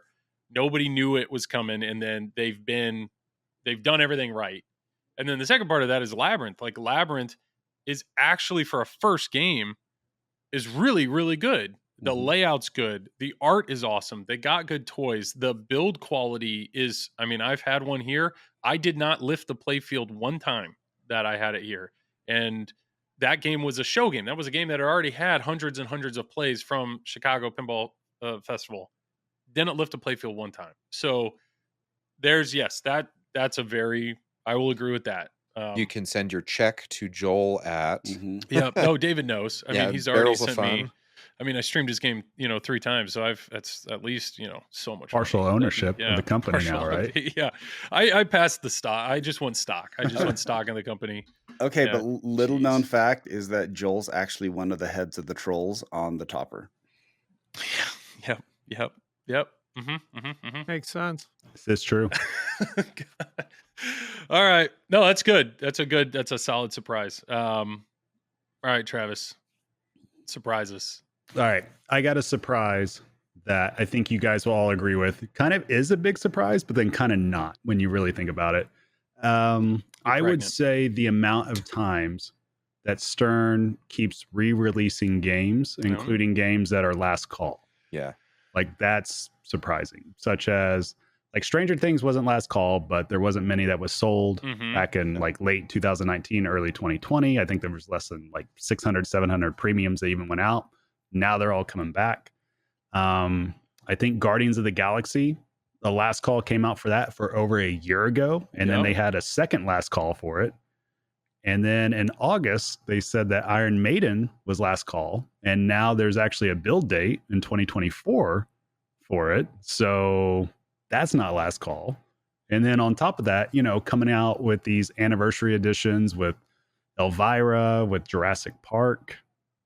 Like it's almost like they're killing the elite market. That's that's surprising. Like they've done different editions, of course. You know, I mean, there was a 40th for Elvira, but I think it's just surprising seeing all that come all at once. It feels like it's happening an avalanche in the past 6 months. It feels like more than the first 2 quarters of the year. It feels like it's all been on the back end of 2023. It's kind of, I don't know if it's throwing the market into total chaos just yet, but that's interesting. And then the bigger surprise too with that is closing out games. I was very surprised by that. Was not expecting that at all. You're saying selling games, selling those turtles, like close out, like waiving, waiving MSRP. Rush shocked me. Because Rush shocked me as that well. was still okay. I understand the theme is for Tom and me and probably about 50 other dudes. But it's more than that. Dozens of you. It won dozens. Game of the year. Yeah. So that's no, it did win. 2,000 votes. To that. Speaking of TWIPY, it did win Game of the Year last year. And it was a very solid effort. And the code was great. The layout was still good. It was challenging, but it was good. But it really shocked me that they, I don't know who ran more, the original Stranger Things run or Rush run. Oh, because it would have to be Rush, I would think. However, I don't feel, and it was a better recepted game. And considering that it's not like it came dead on arrival, it was the reception was out of proportion with the theme. And so I was pleasantly surprised that it was a great game and a theme for me, but they didn't keep running it, and that surprised me. It kept getting relegated behind Elwyn's next rebuild. Yeah. No. Supply and demand, I guess. Well, absolutely. I think what's interesting, I mean, Travis, you're saying the fact that, you know, some of these games, they're still making them. I think part of that, though, is, you know, a lot of the games that are currently available are all in stock. Like, so many distributors have so many games in stock. So it's surprising that it's like, there's already a good list of options, but guess what? Stern's going to make old games again too. So let's add to those options. And that's going to be tough from a distributor standpoint, because now we've talked about dynamic pricing before, how there isn't any. So it's like, you've got just this banger of a pin, like a Godzilla or a Jurassic Park. And that's having to go up against, whether it's Rush, Turtles, or Venom, you know, like, how do you, or I remember when they announced Venom, there were still LEs. There still are LEs in distributors' hands. So distributors are holding on to these Venoms. A lot of LEs. Yes. In I stared at them just the other day. There's a lot. Yeah. Are you trying to intimidate them? You know, get out of here? No, I'm trying to convince people they need to start buying it, because daddy needs a new car. Please. You said, I remember it came out, that it was like the day that Jurassic Park 30th edition came out. You're like, what? Like, that game is beloved. Yep. And it's an LE, a second version of an LE, all the bells and whistles, all the prettiness. And it's the same exact price as a Venom LE that's sitting here. Yep. And Elvira. Elvira. I told you guys immediately, Venom is Done. DOA. Like, that's it. Yeah. That's it. And we've had that before. Like, I've shown people pins in our showroom, and people that are brand new to pinball, and they look at Godzilla and they're like, why is this so much different than the other ones? Mm-hmm. Like, they can tell, you know, and people aren't dumb with their eyes. Like we talk about, they can tell what looks interesting to them, you know? So people aren't dumb with their eyes, but what I'm saying people, I know. It just, especially if they look at Tom, they're not dumb with their eyes. They're doing the right thing. Look at Tom. Oh boy. But yeah, that's the like whole my reason biggest surprise. It's the constant releases and combined with the closeout. Like I was shocked that Star Wars, the pin, got a closeout price because it's Star Wars. It's still selling actually. Oh my God. Yeah. Like I mean, I can't get into specifics. So I'll just say from my end, I'm very surprised that a lot of the only one I'm not surprised of is Ninja Turtles. Like when I see that, I'm like, okay, that makes sense. For a rock pin though, like Turtles though, I will say though, what I have enjoyed is the fact that the price of Turtles has come down. I've actually had people reach out to me that finally pulled the trigger on one and they like it. They're like, this game's hard. You understand it's hard, but like the code is good. Like it is a fun game. It is once you get in the house, instead of going on to a bar and losing $1 quickly and being like, screw this game. Now it's in your house. Now it's time to dive in, figure out the shots. It's actually a very fun game. So I do think more people are experiencing it now that they're on like clearance. But Tom, do you still have your Turtles or you sell it? Yeah, I still have. Yeah. See, it's a good game. I don't know. I'm glad it's being talked about or people are playing it now, maybe even for the first time. Okay. At least you're finding a bright side in the closeout pricing. Okay. I do have a follow-up though. Yeah. Considering we have had another year of sales in pinball, and a year ago, you were still having a hard time finding games. Does it surprise you that now, if you want a game, it's available? If you want a game at a discount, it's probably available. Does that surprise you that in a year things turn so quickly? And what does that say to the overall health of the industry? I know Travis could talk about this a long time.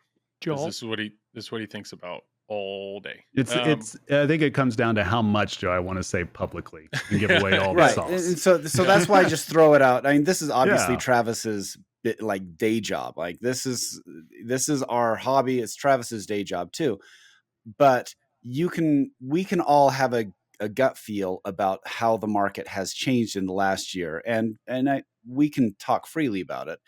But I'll take the first lead on this. It surprises me at how quickly it changed. It didn't. It seemed like over about 6 months, we went from got to get a game to, you know what, hold. You can wait, and maybe if you hold off, you can get it. So this makes me concerned about the overall state of the industry, because if buyers who used to be historically have been LE and premium buyers, which I would argue that Tom and I have been in that category. Tom actually I see a lot of LEs behind him. That yeah, if we man, humble brag. If I have started shrinking back and saying, you know what, I used to be an LE, I'm probably more of a premium buyer, and maybe I'm a premium used buyer now. You are eroding the people who are willing to buy a game. This is the car market, right? You're eroding the people who are willing to buy a car, take the hit, because that's how the industry works. You shouldn't be able to sell used things for more than new and box things, because that tells me a margin is left on the table. But if there is a segment of the population who are eroding, and I know I'm a small segment, but is that enough to concern the industry? Because it is a supply and demand market. And if the supply is way outstripping what demand is, then does that have a ripple effect back toward manufacturers, back toward their ability to, they built these huge manufacturing facilities, and do they have to pump the brakes on what their facilities are because they're putting out too much? They still have overhead. They still have standards. They still have to pay the electrical bill every month. They still have to pay the rent every month. And what does that do for the next 1-2 years of the market? Because I'm concerned. I'm concerned that we are going to see some companies and probably some dealerships that are going to be in crisis and are not going to be able to meet their overhead and may have to close doors. I would say that that's pretty much spot on. I mean, I've been telling you guys, I know in our Triple Drain chat, I've been saying it since summer of 2022. You can see it coming. And that just comes from looking at the analytics, seeing what people are searching for, seeing what the consumer habits are. You could see it coming at some point because obviously raw materials and everything catches up. I think what's going on with pinball is that there is something that's foundationally broken on the for the end consumer. Like it's obvious it's there, and there's a lot of variables that are going into that. That's both on the manufacturers, it's on the dealers, and it's on consumers. I think it's very much it's like a whole Venn diagram of everything happening at once, and I think it's a cumulative thing. It's not just like one single thing that why it's happening. It had to build a lot over time. And I think it just goes back to, like, you're talking about LEs, Scott, right? And I know, Tom, you've discussed LEs too. So it's kind of like, I think what pinball has really kind of lost out on recently is that their core offer, which always should be the LE in general to help push all other products, I think they've kind of lost it with that. They've kind of lost the narrative with that being their core offer, such as understanding how to increase demand. Like, it's not just the supply and demand. You have to know how to increase the demand for your product. Yeah. And that goes with just like, why is it valuable to somebody, right? You have to have a perceived value. And when you look at it, when it comes to LEs, you got 3 different types of people, right? You got the ones that are going to be all in on every LE. You got those that are going to be on the fence about an LE. You got those that are completely out, right? So number 3 doesn't even matter, but how do you get number 2 back in? How do you get people to stop filtering from number 1 to number 2 that were always buying every LE and now they're just on the fence? That's what's happened. So your core offer always has to come down to increasing demand and then controlling supply. That's what you have to do. So I think obviously if we go back down to 500, I think things kind of right its ship a little bit. But we're very much dealing with an industry that is entirely built around price sensitivity. It's all about finding the lowest possible price for a premium product, find the free shipping, find it tax-free, and you keep doing that for a premium product over and over and over again. Guess what happens when you have to hike up the price? Mm-hmm. You get pushback. And those people are out. If they're buying a product, if their whole entire value prop for a product is pricing, you're going to lose long term. That's just what's going to happen. It's just like the pros and premiums. They didn't even keep up with inflation from what the prices were in 2015, 2016. Yeah. And the industry has no idea that even happened. They still look at the premiums and they think it's too much. It's actually, premiums should be closer to $10,000. God's honest truth. Pros should be closer to $7,800. And people don't realize that that's where the material's at. So it's like, how do you come back from that? And I don't know. I don't know if it's possible because you have to sell out the LEs, right? To make your pros and premiums even more desirable for people, right? The people that are on the fence about it, that weren't going to get the LE anyways, what happens psychologically if you see that the LEs sold out day one? Like it's a frenzy, right? Yeah. Everybody starts talking about it. And we're not seeing that, right? So we have no way to extend out the lifetime of these products anymore without that. We severely need that. No, that's all really well said. What I will say is from a distributor standpoint, or not a distributor, from a manufacturer standpoint, you obviously need to push the value of what you're doing. Not once again to shill. Cha-ching, Elton John, what I am seeing here is like, this has everything. It has rad cows, it has art blades, it has a topper. It's all installed. It's all there. It's all ready to go. So I understand $12,000 is a lot of money, but at least I feel like it's there. And that's something that Barrels of Fun did this really well for that game to be fully loaded, speaker lights, everything. It's like, okay, I'm getting value or feel like I'm getting value. Spooky does it too. So we've talked before, it would be awesome if Stern stepped up the LE a little bit, made it not only do less of them, but also put more in it, make it a little more something. But then the price goes up. Right. Yeah, hopefully they can dance around. I don't know. But then distributors, what can a distributor do? That's where it sucks when you're talking about trickling up. Previously Stern, they were selling all their games to all the distributors. They didn't care. All distributors, gimme, go. Well, now all of a sudden there is pushback from distributors like, I can't take it. I cannot take any more. That's where we're at now. So how do we help out the distributors? I see how Stern would do the clearance sales or allow there to be clearance sales to help distributors. I don't know that answer. Hopefully they can find out a way to appease, but the reality is there's a ton of distributors out there. Some of them, this was a hobby. This was a way that they could enjoy it, make a little money on the side. Not so much anymore. So unfortunately they might not be around not anymore. Only that, if you take that into it, that's where you end up in a situation to where a lot of people are flipping games, and it's not flipping games for above MSRP. Mm-hmm. It's not. If you go on any marketplace and you see the serial number blacked out or not available, that's a game that's most likely getting flipped. Yeah. And I mean, I know that kind of got out on some of the groups to where somebody was saying like Stern made them stop and stuff like that. And it's, if somebody is reselling games over and over and over again, it hurts the ecosystem of that area. Well, not only that, it drives down pricing like crazy. Well, it's not healthy for an industry. How crazy is it? Because you pointed this out to us the other day. What was it, like a week or two ago? Some guy had openly admitted on comment section in Stern Pinball's on Stern's Facebook, on their Facebook, saying he's like, I pretty much I resell and flip from distributors, and I had to cancel so many orders because I can't flip them now or something like that. And it's like, you have a guy admitting he's breaking that up. You know what I'm saying? Yeah. I don't know.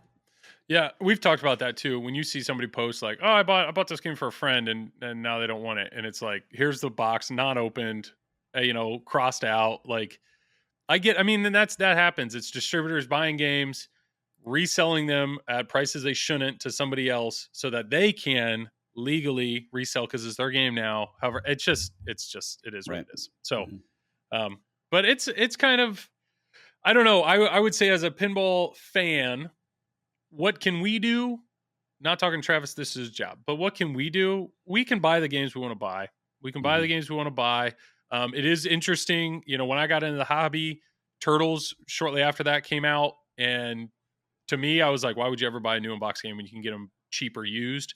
But the reality was a Dream Theme came out. I wanted it, and I wanted it as soon as possible. So I actually splurged and bought it new in box. And at the time, I knew I could always resell it and lose a little bit of money. We're kind of back at that point. Unfortunately, some games you're losing a lot more money than you want, but luckily you can trade stuff. Like I know, Tom, you just recently traded away your Godfather, stuff like that. My Godfather.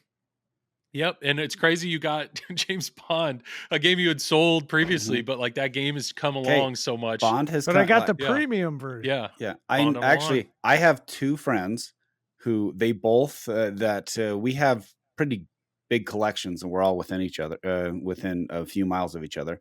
And both of them one of them bought Bond 60, didn't like it, sold it, bought Bond LE, didn't like it, sold it for Foo Fighters, then sold Foo Fighters to get the Bond LE back.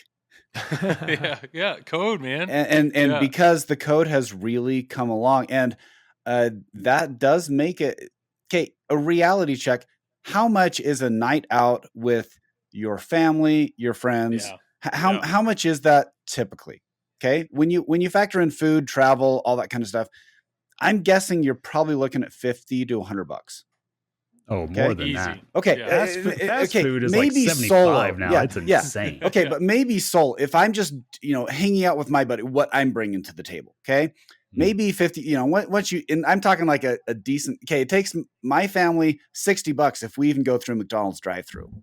Okay. Yeah. And so for us to say, well, okay, a night out with friends to a location, we're looking at food. If you're drinking, you're looking at drinks, you're looking at all that kind of stuff. You're looking at easily dropping $50 to $100.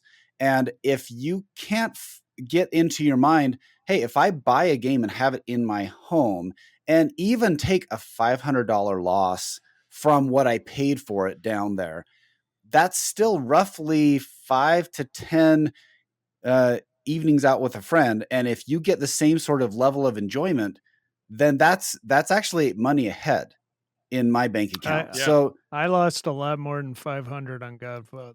I'm just saying. Okay. Now, what are you? Okay, that was a Ferrari, as we know. Okay, so. But Tom? How do you feel about that? Like, you lost a decent chunk of money on Godfather. Are you like? There's a lot of other games where I'm way ahead, Joel. Yeah. So exactly. So you're not like at least at this point in time. But do you have any like ill will towards JJP or like any reservation to buy another game? Like, yeah, maybe some. I mean, maybe a little bit. Okay. I mean, I don't want to keep buying games and take a $4,000 loss. Yeah, I think it really comes down to how quickly with the atmosphere, just like we talked about, when you train the majority of consumers to be price sensitive, it's damn near impossible to have an expensive premium product last a long time in those conditions. You know, I understand the games are gonna, you buy a new inbox game, you're gonna lose some value. Like Scott was saying, $500, $1,000, maybe even $1,500. But if you're talking like $3,000 to $4,000, that's a bigger deal. That's a bigger deal. That's like a pretty damn good Bally Williams game. Maybe a B title. Mm-hmm. That's an F14 right there. Yeah, something exactly. So, you're talking about a whole pinball machine. Well, if you want to do the, I can afford that loss. Yeah. Okay. But $4,000. I don't know if everybody in pinball can. Well, Tom's hit the nail on the head right here, because think about it, guys. If we get back to what a core offer is for a product, right? It's increase the demand for it. So if you don't have an extreme amount of demand for a game that's already expensive, what's going to happen to that price? Very quickly. Yep. It's going to bottom out fast. And if that keeps happening to people that are always in at the beginning, and they start to get tension and friction, and they're not wanting to keep losing that much money, what are they going to do? They're going to stop buying new inbox. Right. The whole thing comes to a screeching halt. Yeah. Like you're saying, Travis, maybe the numbers of LEs need to be dramatically increased. You have to change something. And a lot of it is who are selling these games? Are you trying to sell just on Facebook a $12,000 to $15,000 product? Yeah. Like, are you marketing it to as many people as possible that are searching you on Yahoo, Google, YouTube, wherever you could? Did you just use Yahoo as a search? Yeah. Okay. Hey, Google. Yeah. How about your AOL keyword? What's that? Yeah. Yep. Okay. So here's just quick business 101, right? Right. If you are not readily accessible on a Google search result in the top 10 when random guy, girl hops in, types in pinball sales or buy pinball machine, if you're not top 10, then you have a very niche market. And you are definitely in the mom and pop, this small potatoes category. And if you are wholly relying on a single avenue to market or sell your product, then you should be very concerned. A quick analogy. Right now, there's been a lot of stories about Disney kicking out people who are third-party hosts. So people want to go to Disney World. They don't want to spend the $500 an hour that Disney charges to have one of their hosts take them around. And so there have been these third-party hosts that have kind of in that gray market, the blacked out serial number market, where I should have thought of that. Damn. Yeah, where they get hired out and they go for like $150 an hour or something like that. Yeah. And there's been a big news story lately that they have gone and they've tried to badge in their annual pass, and they get, blue circled, which means, hey, there's something wrong. And they basically flagged them for trespassing and kicked them out of the park. Wow. Yeah. And so this has been a big news story because a lot of people, all of their eggs are in that basket. That is all they do. Disney is their life, and they want to just go and host. And hey, if they can make $1,000, $1,500 in a day, go gathering people around, fine. But once Disney looked at that and said, yeah, we're not letting you do that anymore, what are they going to do? They can't just say, hey, we're going to do the same thing for Knott's Berry Farm for Six Flags. It's just not going to happen. So if this is my long way of saying, if the only way you're selling a premium product is on Facebook, you should be very concerned about your business. Yeah, I was, that's a really good point. That's crazy about Disney too. That's crazy. But just because all I'm talking about is Elton John, what I think is interesting is this game's not selling right now. But is it because people think JJP, you buy it, you're going to immediately, the moment you buy a JJP game, you're out $2,000. Like, people have that idea. Like, is this going to be the hottest used pinball machine? Like, as soon as people go to sell this, like, are there people that are like, I'm in when I get a used one for $2,000 less? Mm-hmm. Possibly, but look at, I mean, yeah, maybe you're doing like the pirate scenario where, you know, these things are $20,000 or whatever. Yeah. But look at Godfather. I mean, Godfather didn't sell that great to my knowledge. And Toy Story.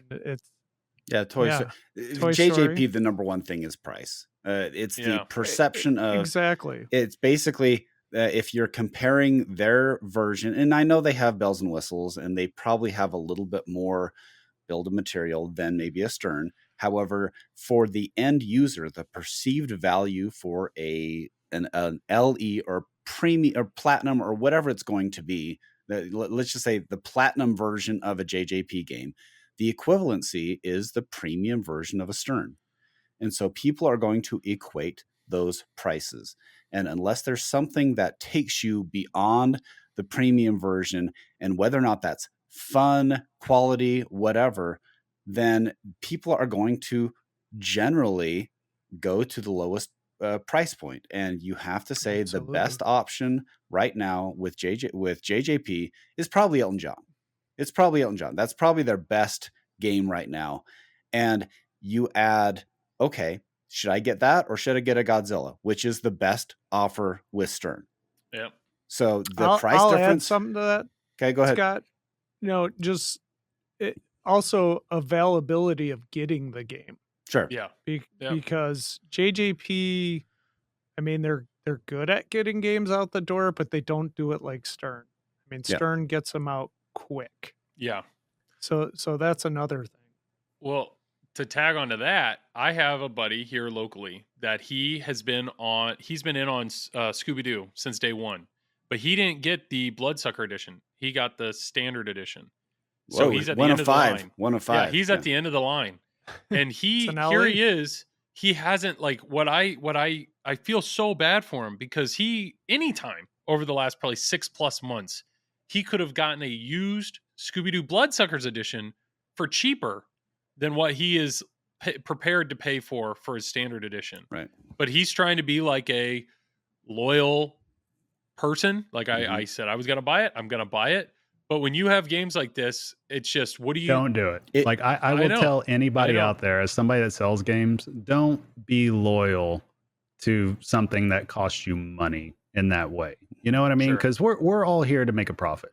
Like, yeah, I love pinball and all that, but we have to sell, right? To stay in business. Right. Or I'm going to love pinball while being unemployed. So it just doesn't work like that. So I would always recommend to everybody out there, like, don't feel a sense of loyalty to anything other than your family. Like, do what's right for you. Don't feel forced to spend thousands upon thousands of dollars. If it ain't right, it ain't right. Don't be afraid to walk away.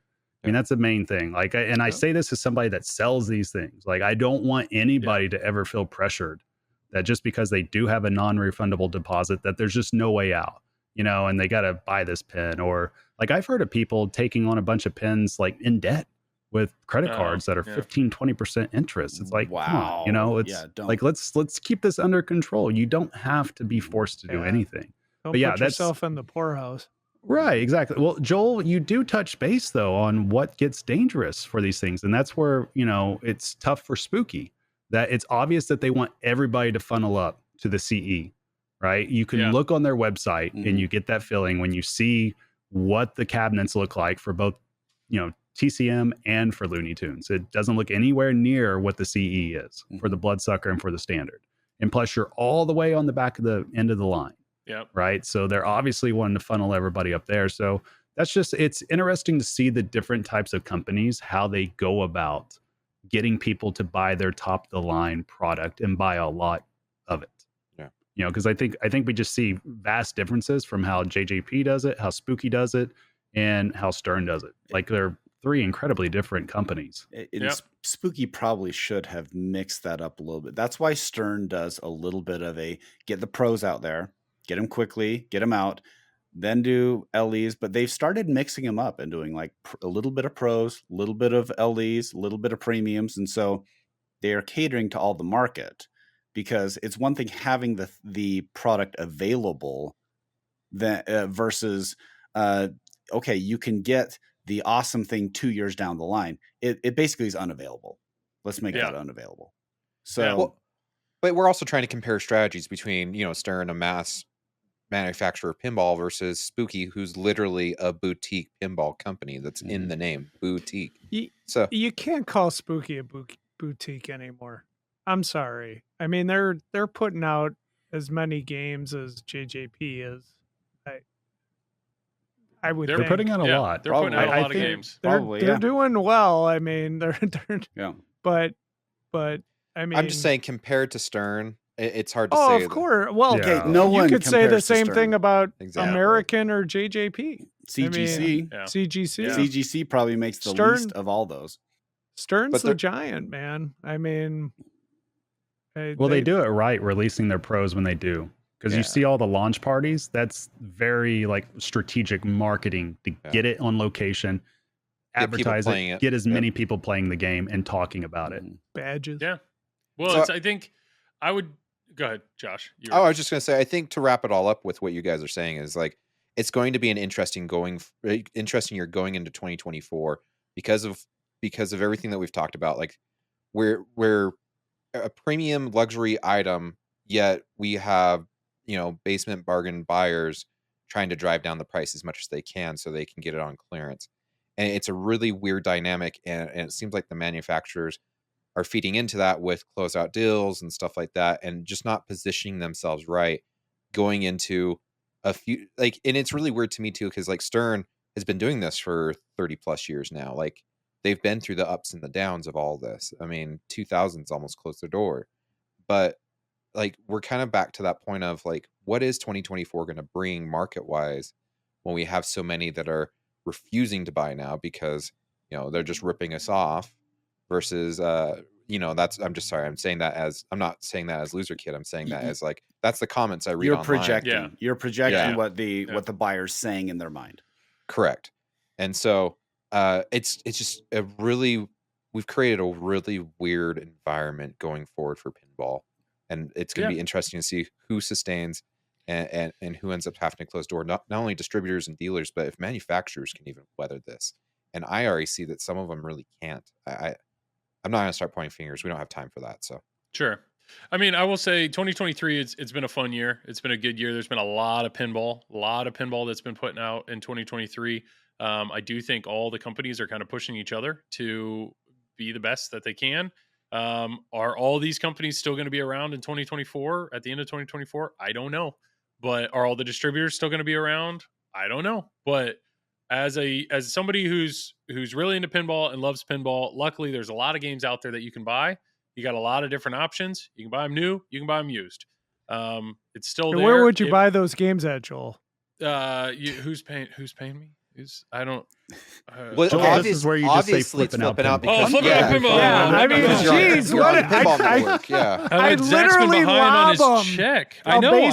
My commission check misses. is just. He just looks at me. He's like, I don't know if I'm going to say it. Okay, Loserkid is sponsored by Flipping Out. There we go. There we go. Okay. The Loserkid portion is brought to you by Flipping Out Pinball. Contact Zach and Nicole Minnie at Flipping Out Pinball. Bye. Ding.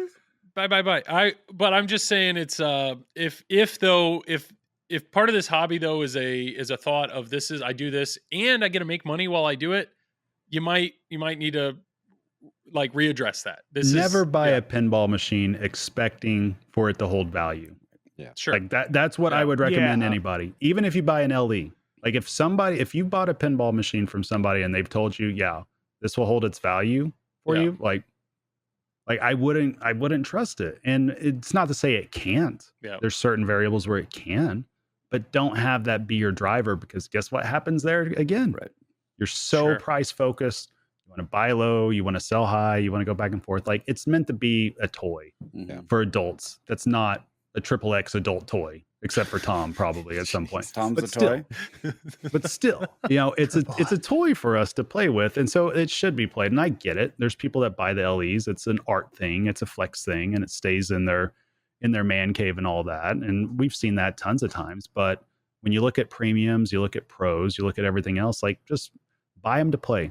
Have fun and buy it when the time's right for you. If the time's right for you is to buy new in box, and you happen to be the type of buyer that needs free shipping, there's companies out there for you. If you're the type of buyer that wants to wait till it's used, there's plenty of opportunities out there too. If you're the type of buyer that just needs it immediately, no matter what, there's dealers out there for you with that also. I mean, that's the beauty of it. I think another thing too is we need to keep in mind, like, the sky's not always falling. Like, I think a great example of this is Bond. Bond had to have been like one of the roughest out of the gate releases, but almost a year later it's being received very well. People are loving it, and people are loving where the code has went, but it took about a year for us to get to that point. So I get you. Well, let's we're approaching the 2-hour mark. This is super long for you guys. I know LoserKid, you guys are really good at that one. What I love is the feedback that we get, Triple Drain. Some people are like, can you make a longer podcast? And they're dead serious. They're dead serious. 4 hours. Yeah. And then there's other people that are like, I can't, it's too, whatever. So it is what it is. Let's go ahead and plug it up. Scott and Josh, if you want to go for it, plug away. We are Loserkid Pinball Podcast at gmail.com. If you want to get a hold of us, you can get a hold of us there, or on Facebook, Twitter, X, whatever else, YouTube. Hit us up at Loserkid Pinball. Leave us a comment. We've received a lot of great positive comments out of all the shenanigans these last 2 weeks. There has been a couple negatives, but I want you to understand, like, it's like a 10-1. And so just there's a lot of people that want to speak their mind, but they just can't, I guess, or they don't want to, or yeah. Anywho, but the point being is, if you want to hit us up, that's the way to hit us up. Be safe, be positive. Thanks. No stabbing anyone. Travis, plug away. My camera worked. He did it the whole entire time. He did it, guys. He did it. Who had the bet for full show? Oh, I have no one Christmas here. Miracle. Wow, we all lost. Actually, Josh, you lost because your camera fell. Imagine how Elwyn feels right now. Yeah. That's what it took. It took getting one of the greatest pinball designers of all time on our podcast, and Travis just falling apart for him to step up his game and figure out how to actually use this. You know what? He actually said, get behind me, boys. I got this. Yeah. All right. Is that your plug? Oh, yeah. Listen to us on Triple Drain Pinball Podcast, too. Forgot to plug that. That's actually a valid plug, though, because people are hearing this on LoserKid. Yeah. And LoserKid. Listen to LoserKid Podcast. And come over to my neck of the woods, YouTube, the Pinball Company. Just watch some stuff on there. I'm not going to sell you anything. Just watch the videos. You guys will get me a Christmas bonus or something like that. So give me a solid. Chill. Yeah, wonderful. Tom, plug away. Fox Cities Pinball. I like it. Yeah. Okay, and what does Fox Cities do? We stream pinball. Okay, teach you how to play. Okay. It's a lot of tournament streams. He does it incredibly well. Tom's way too humble. If you want to watch good 500 hours. Yes. The last year. 600.